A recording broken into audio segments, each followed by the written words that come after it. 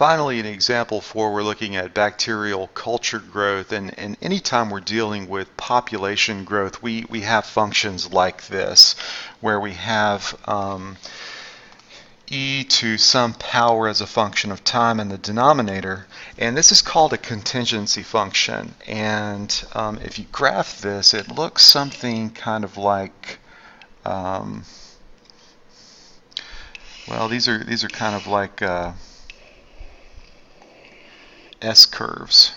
So we've got a point of inflection where the concavity changes from concave up to concave down, and then we've got an asymptote right here that we're approaching, our function is approaching.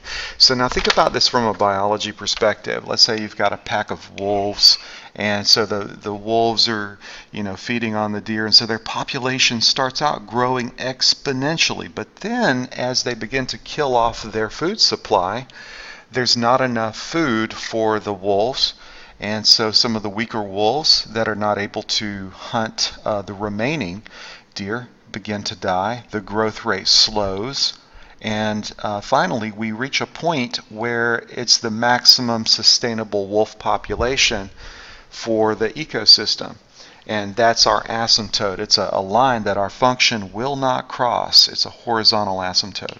So that's kind of the theory behind this, but let's take a look and see what they're asking us to do here.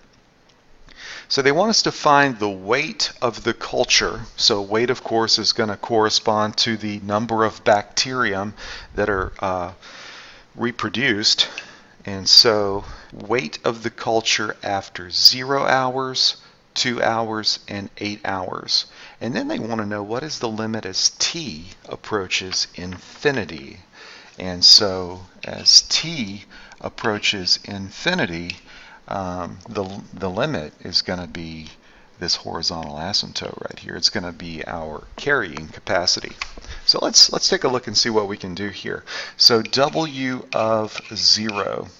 So if you plug this into your calculator, what we get is 1.35 over 1 plus 0.3 times e to the 0 power,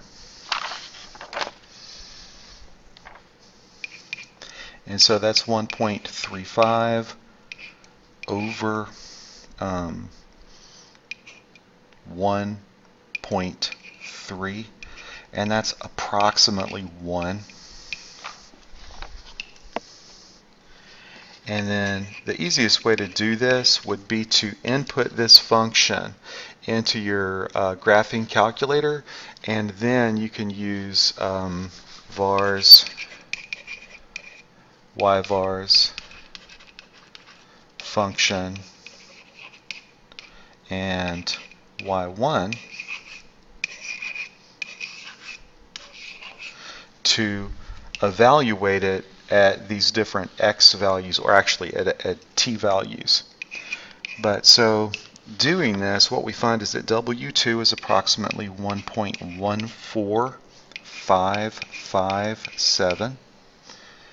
W of 8 is approximately 1.28429. And if you go ahead and you graph this function, I think you can use your trace button, and you'll see that the limit as t approaches infinity of W of t is equal to 1.3. That would be the y value for that horizontal asymptote, and this corresponds to the carrying capacity of the bacteria population in the Petri dish.